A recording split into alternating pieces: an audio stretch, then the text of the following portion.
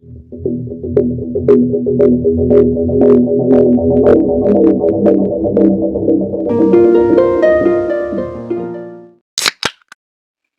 kali ini adalah permintaan dari sahabat Weekly, Momo Liang dan Bambang Suwardi 2865 dalam video short yang sudah ditayangkan beberapa waktu yang lalu. Video short tersebut membahas tentang nasib malang yang menimpa seorang model dan calon bintang cantik bernama Juliana Reding hingga berakhir dengan tragis. Semoga video hari ini bisa menjawab semua pertanyaan kalian. Berikut kisahnya. Juliana Reding lahir pada tanggal 25 Oktober tahun 1986 sebagai putri sulung dari pasangan Gregory dan Patricia Reding. Gregory atau biasa dipanggil Greg adalah seorang apoteker dengan penghasilan lumayan, sedangkan istrinya Patricia adalah seorang ibu rumah tangga. Juliana dan adiknya Patrick bertumbuh dalam keluarga yang harmonis dan serba berkecukupan. Mereka menetap di Tucson, Arizona, Amerika Serikat. Setamat SMA, Juliana mencoba hidup mandiri dan pindah ke kota Los Angeles sendirian pada tahun 2005. Dia ingin mewujudkan cita-citanya menjadi seorang bintang di Hollywood. Juliana beruntung karena orang tuanya punya kemampuan dan mendukung penuh keinginannya. Bahkan, ayahnya sudah membeli sebuah apartemen di area Santa Monica untuk ditinggalinya. Sembari melanjutkan pendidikan tinggi, Juliana bekerja sebagai pelayan resto, foto model, dan bintang dalam video musik. Juliana mendapatkan banyak tawaran jadi model berkat kecantikan fisiknya. Kepribadiannya yang ramah dan menyenangkan membuat Juliana punya banyak teman, sekaligus memikat hati banyak pria. Secara perlahan tapi pasti, karirnya di Hollywood mulai berkembang. Juliana sempat berperan dalam sebuah film indie berjudul Katie T. Gives Good Hover yang dirilis pada tahun 2005. Meski sangat sibuk, Juliana tetap rutin berkomunikasi dengan orang tuanya di Tucson.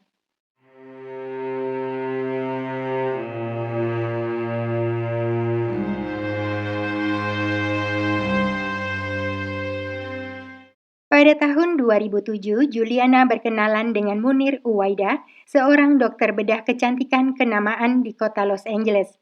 Keduanya bertemu ketika Munir sedang makan di resto tempat Juliana bekerja. Munir adalah pendatang asal Lebanon.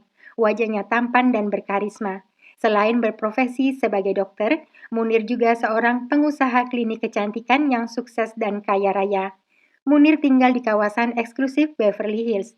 Koleksi mobil mewahnya berderet-deret, begitu juga dengan propertinya yang tersebar di luar negeri. Salah satunya sebuah lahan luas untuk kandang kuda di Jerman. Sosok Munir dari luar memang tampak sempurna, namun dia dicap sebagai playboy penakluk wanita alias mata keranjang.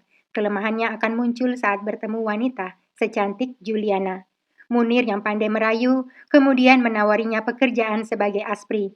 Tentu saja, Juliana tidak mau kehilangan kesempatan sebagus itu dan langsung menerima tawaran dokter bedah terkenal. Tak lama setelah bekerja sebagai aspri, Juliana dan Munir jadian. Meski usia Munir 20 tahun lebih tua darinya, tetapi Juliana yang cinta buta tidak peduli. Kedua orang tuanya di Tucson serta sahabatnya Kelly Duncan mengetahui tentang hubungan Juliana dan dokter bedah itu. Setelah resmi pacaran, Juliana tinggal bersama Munir di rumahnya. Munir memperlakukan Juliana layaknya seorang ratu dan memanjakannya dengan berbagai hadiah mewah, salah satunya mobil SUV mewah berwarna putih. Awalnya semua berjalan lancar. Munir cepat akrab dengan calon mertuanya karena usia mereka memang tidak terpaut terlalu jauh. Saking akrabnya, Munir bahkan menawari ayah Juliana, Greg, jadi pengelola klinik kecantikan miliknya. Tetapi belakangan Juliana mulai merasa tidak nyaman pacaran dengan Munir. Pria parubaya itu terobsesi dan terlalu memuja-mujanya hingga membuat Juliana jadi risih. Munir bahkan berniat menikahi Juliana, padahal mereka belum lama pacaran. Semua hadiah mewah yang diberikan Munir padanya justru membuat Juliana merasa terbeban. Pada akhirnya, Juliana minta putus dan segera keluar dari rumah mewah Munir di Beverly Hills. Dia kembali menjadi gadis biasa dan tinggal di rumah pemberian ayahnya di Santa Monica. Meski begitu, Juliana dan Munir tetap menjalin pertemanan. Bahkan saat Juliana ulang tahun yang ke-21, mereka merayakannya di Las Vegas bersama teman-teman yang lain. Hingga fakta sebenarnya tentang siapa sosok Munir terungkap ketika Greg, ayah Juliana, sedang menggali informasi terkait latar belakang dokter bedah itu. Diketahui, Munir ternyata sudah beristri bahkan punya beberapa orang anak di Lebanon. Juliana yang sedang asik liburan di Las Vegas terkejut dan langsung mengamuk begitu menerima informasi dari ayahnya. Dia melabrak Munir dan keduanya terlibat pertengkaran besar.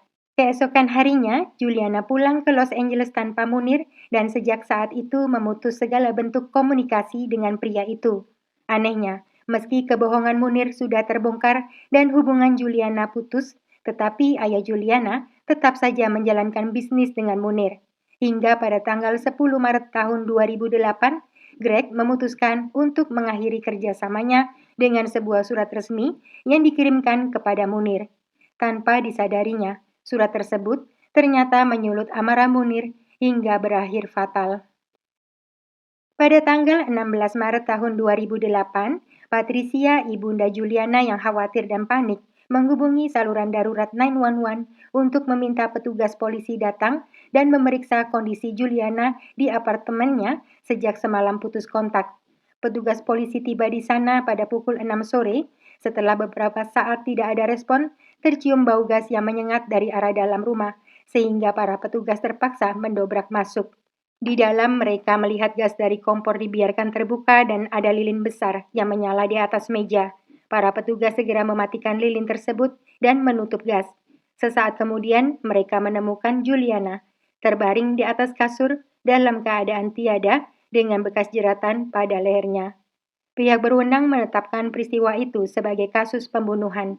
Tidak ditemukan adanya tanda-tanda seseorang masuk secara paksa yang berarti Juliana mengenal pelaku.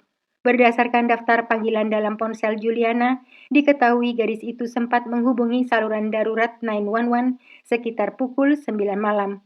Sayangnya panggilan dibatalkan sebelum operator meresponnya. Bersamaan dengan panggilan itu, dua orang tetangga Juliana mendengar suara jeritan. Hasil pemeriksaan forensik menyebutkan penyebab kematiannya adalah jeratan. Penyerangan terjadi pada tanggal 15 Maret tahun 2008 antara pukul 9 hingga 10 malam. Pada leher, baju, ponsel, dan pintu depan apartemennya ditemukan dua DNA. Yang pertama adalah DNA Juliana dan satu lagi diduga milik pelaku. Para petugas curiga pelaku sengaja membuka gas dan menyalakan lilin agar terjadi kebakaran sehingga jejak kejahatannya terhapus. Segera kecurigaan polisi mengarah pada mantan kekasih Juliana, Dr. Munir Uwaidah, yang baru putus hubungan 5 bulan yang lalu sebelum kematiannya. Tetapi berdasarkan pemeriksaan DNA yang ditemukan di lokasi menyebutkan pelakunya ternyata adalah seorang wanita. Maka pihak berwenang beralih mencurigai sosok Kelly So Park, wanita keturunan Korea yang selalu mendampingi Munir. Kelly adalah agen real estate sekaligus manajer keuangan pribadi Munir yang mengelola bisnisnya. Selain itu, Kelly juga bertugas sebagai preman yang mengintimidasi orang untuk kepentingan Munir. Tugasnya itu sesuai dengan perawakannya yang kekar. Penyidik berusaha mendapatkan sampel DNA wanita itu agar bisa dicocokkan dengan DNA yang ditemukan di TKP. Setelah membuntuti Kelly beberapa saat, akhirnya sampel DNA didapatkan dari puntung rokok yang dibuang Kelly ke jalanan. Setelah dilakukan uji DNA, hasilnya DNA Kelly identik dengan DNA dari TKP yang membuktikan kecurigaan polisi bahwa Kelly adalah pelakunya. Pada tahun 2010, Kelly So Park akhirnya ditangkap atas tuduhan pembunuhan. Bersamaan dengan penangkapan anak buahnya, Dr. Munir Uwaidah yang pengecut malah kabur keluar Amerika untuk menghindari tanggung jawab. Persidangan atas kasus pembunuhan Juliana Redding dimulai 2 tahun kemudian pada bulan Oktober tahun 2012 yang dilaksanakan di Pengadilan Tinggi California. Sayangnya, tim pembela Kelly So Park berhasil meyakinkan dewan juri bahwa bukti DNA Kelly yang ditemukan di TKP tidak cukup untuk dijadikan bukti kejahatannya.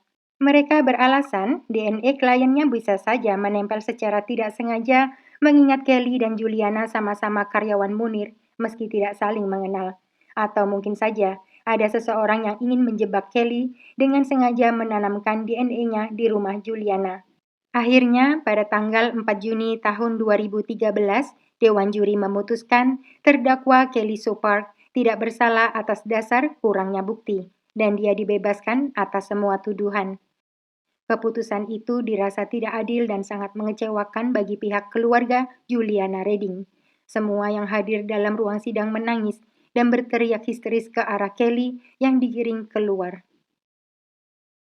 2 tahun kemudian, pada tahun 2015, Kelly Sopar kembali ditahan atas tuduhan penipuan dan penggelapan bersama beberapa karyawan klinik bedah kecantikan milik Dr. Munir Uwaida yang terlibat. Munir beserta karyawannya dituduh telah berkonspirasi melakukan penipuan terhadap 20 orang pasien yang mengalami malpraktik. Akibat kejadian tersebut, izin praktek Munir di Amerika dicabut.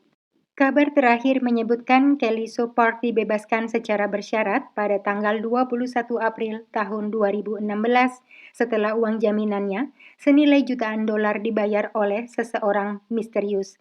Hingga kini, siapa pelaku sebenarnya di balik kematian Juliana Redding masih menjadi misteri, meskipun banyak orang menuduh Munir Uwaida dan Kelly Sopar terlibat, namun kecurigaan itu belum terbukti. Semoga suatu hari nanti kebenaran terungkap dan keadilan ditegakkan bagi Juliana Redding dan keluarga serta kerabatnya. Sistem hukum dunia penuh dengan ketidakadilan dan ketidakpastian, bahkan untuk negara sebesar Amerika.